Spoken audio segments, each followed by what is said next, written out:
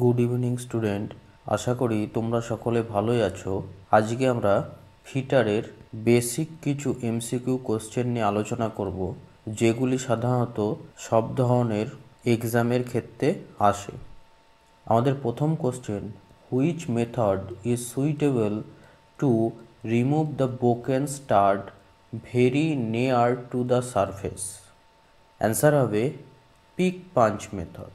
Pick punch মেথডের মাধ্যমে আমরা কোনো ব্রোকেন স্টাডকে একদম সারফেসের কাছাকাছি থেকে যদি ভেঙে যায়, সেটাকে আমরা রিমুভ করে থাকি।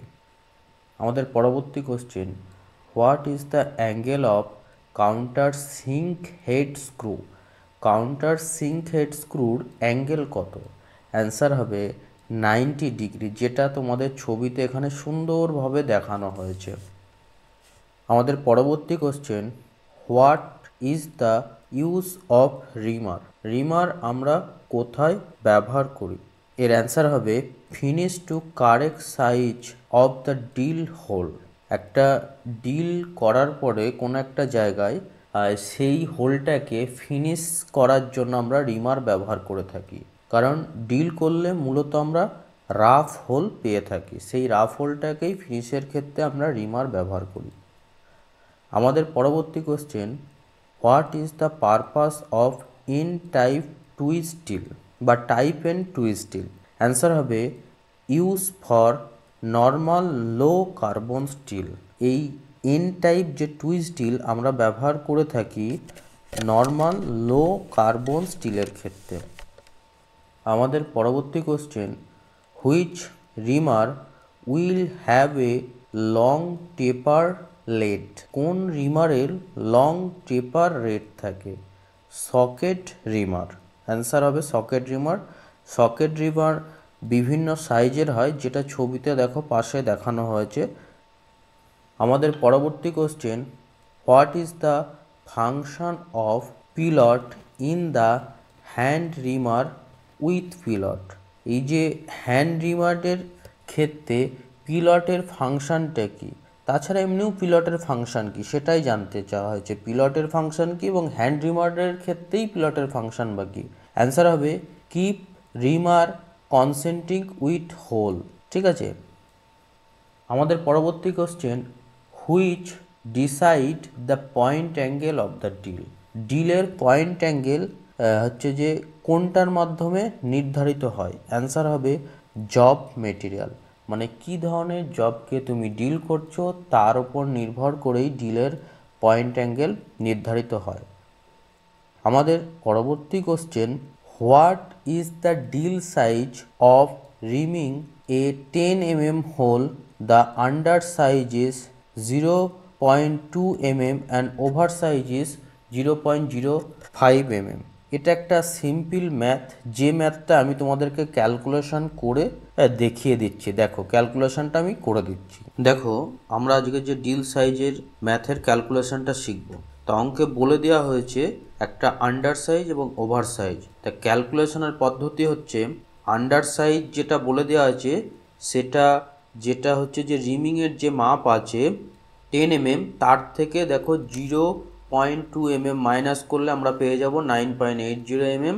আর ওভার সাইজের ক্ষেত্রে যে 10 mm রিমিং সাইজ দেওয়া আছে তার সঙ্গে এটা অ্যাড হবে, করলে আমরা পেয়ে যাব 10.05 mm। আর এই দুটো ভ্যালুর মধ্যে যে পার্থক্য হবে সেটা হবে 10.05 mm থেকে 9.80 mm যদি আমরা মাইনাস করি 0.25 mm, তখন আমরা কি এই 0.25 যে এমএমটা আমরা যে পেলাম, তখন বিফোর রিমিং ডিল আর ইউজ, কারণ রিমিং টুল ব্যবহার করার আগে আমরা ডিল ব্যবহার করি, সেই ক্ষেত্রে কি হবে এই 10 mm থেকে 0.25 mm মাইনাস করে দিলে আমরা অ্যান্সার পেয়ে যাব 9.75 mm। আমাদের পরবর্তী question, what is the name of the টুল? এই টুলটার নাম কি? এই টুলটার নাম হচ্ছে স্টার হুইল ড্রেসার। যখন আমাদের হুইল গ্লেজিং হয়ে যায় বা শাইনিং হয়ে যায়, সেই গ্লেজিং অথবা শাইনিং পোর্শনটাকে আবার কাটিং অবস্থায় ফিরিয়ে আনার জন্য যে টুলটা আমরা ব্যবহার করে থাকি তার নাম হচ্ছে যে স্টার হুইল ড্রেসার। আমাদের পরবর্তী question, which indicate the strength of bond in grinding wheel. Grinding হুইলের ক্ষেত্রে কোনটা হচ্ছে বন্ডের যে স্ট্রেংথ সেটা ইন্ডিকেট করে, সেটা হচ্ছে দেখো গেট। গেটটা এখানে তোমার বোঝানো হয়েছে ও দিয়ে, দেখো অ্যারো দিয়ে সুন্দর করে দেওয়া হয়েছে। তাছাড়াও গেটের আবার তিনটে ভাগ আছে মূলত, soft grade, medium grade and hard gate.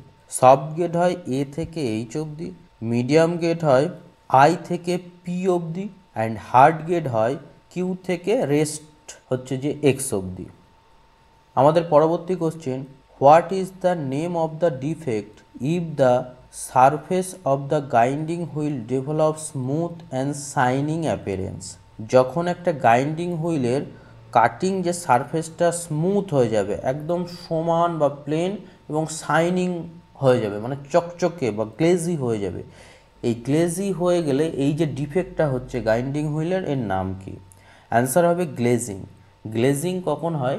গাইন্ডিং wheel তো একটা অ্যাব্রেসিভ মেটাল, দেখবে গাইন্ডিং হুইলের মাঝখানে প্লেন, এটা একটা মেটালের হলেও এটা প্লেন হয় না, মাঝখানে ছোট ছোট ছোট ছোট ছিদ্র বা গ্যাপ থাকে, খুব ছোট ছোট ছিদ্র গ্যাপ, যেরকম ঝামা ইটের ক্ষেত্রে দেখবে ফুটো ফুটো গ্যাপ বা ছিদ্র ছিদ্র থাকে। এই গাইন্ডিং হুইল অ্যাব্রেসিভ মেটালের হওয়ার জন্য এর মাঝখানে যে ছিদ্রগুলো থাকে, এইটার মাধ্যমে যখন আমরা কোনো মেটালকে শার্পেনিং করছি বা গাইন্ডিং হুইলের মাধ্যমে কোনো মেটালকে ঘষছি বা গাইন্ডিং হুইলের ওপরে কোনো কাটিং টুলকে ঘষছি, সেই ক্ষেত্রে কি হয়, সেই কাটিং টুলেরও কিছুটা ক্ষয় হয় এবং গাইন্ডিং হুইলেরও সামান্য কিছুটা ক্ষয় হয়। ফলে যে যখন ক্ষয় হচ্ছে, সামান্য একদম ছোট ছোট মাইক্রো লেভেলের যে গ্রেন ডাস্টগুলো, সেগুলো কি হচ্ছে ওই গাইন্ডিং হুইলের গ্যাপে গিয়ে কি হচ্ছে স্টোরেজ হতে থাকছে, এবং স্টোরেজ হতে হতে হতে একটা সময় গ্যাপটাকে পুরো ফিল করে দেয়, যার ফলে গাইন্ডিং হুইলের কাটিং ক্ষমতা নষ্ট হয়ে যায়। এই যে ডিফেক্টটা হয় গাইন্ডিং হুইলের, এটাকেই বলা হয় মূলত গ্লেজিং।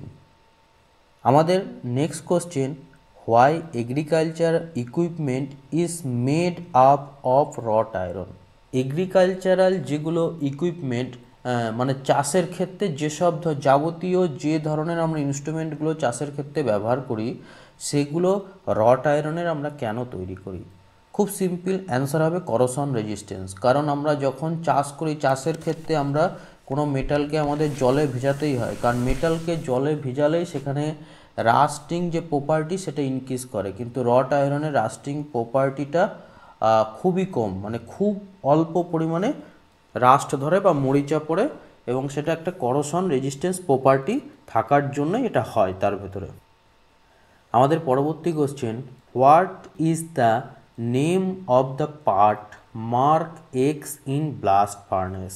এই এক্স পার্টটা দিয়ে ব্লাস্ট ফার্নেসের হচ্ছে যে কোন অংশটাকে বোঝানো হয়েছে, এটাকে বলা হয় 2 ইয়ার্স। ঠিক আছে, এই 2 ইয়ার্সের মাধ্যমে কি হয়, ব্লাস্ট ফার্নেসের ভেতরে যখন জ্বালানিটা জ্বলছে, সেখানে জ্বলার সময় কি হচ্ছে, হট গ্যাস এবং অক্সিজেনের মিক্সচারটাকে সেখানে আরও বেশি পরিমাণে এর ভেতরে প্রবেশ করানোর ক্ষেত্রে আমরা ব্যবহার করি, যার ফলে কি হয়, আগুনটা খুব ভালোভাবে জ্বলে। এটা আমাদের ব্লাস্ট ফার্নেসের মাধ্যমে আমরা যে মেটালটাকে প্রডিউস করছি তাতে আমাদের সুবিধা করে থাকে। আমাদের পরবর্তী question, what is the range of carbon content in cast iron alloy. Cast iron অ্যালয়ের মধ্যে কার্বন কন্টেন্ট কতটা পরিমাণ থাকে? অ্যান্সার হবে 2 to 4%, মানে 2 থেকে 4%। আমাদের পরবর্তী question, what is the name of the part mark X in a vernier micrometer. দেখো এখানে জুমিং করে দেখানো হয়েছে ভার্নিয়ার মাইক্রোমিটারের এক্স মার্কটা কোন পার্টকে শো করছে। অ্যান্সার খুবই সিম্পল, অ্যান্সার হবে থিম্বল। আমাদের পরবর্তী question, what is the effect if clearance angle is incorrect in drill. ঠিক আছে, আর ডিলের ক্ষেত্রে যদি ক্লিয়ারেন্স অ্যাঙ্গেলটা ইনকারেক্ট হয় তাহলে কি হবে? অ্যান্সার হবে ওভার হিটেড ডিল। ডিলটা ওভার হিটেড হয়ে যাবে এবং ডিল বিটের যে কাটিং ক্ষমতা সেটাও নষ্ট হয়ে যাবে। এই ধরনের ভিডিও পেতে তোমরা আমাদের চ্যানেলের সাথে যুক্ত থাকো। এছাড়া ভিডিওটি ভালো লাগলে অবশ্যই লাইক, শেয়ার ও সাবস্ক্রাইব করতে ভুলবে না।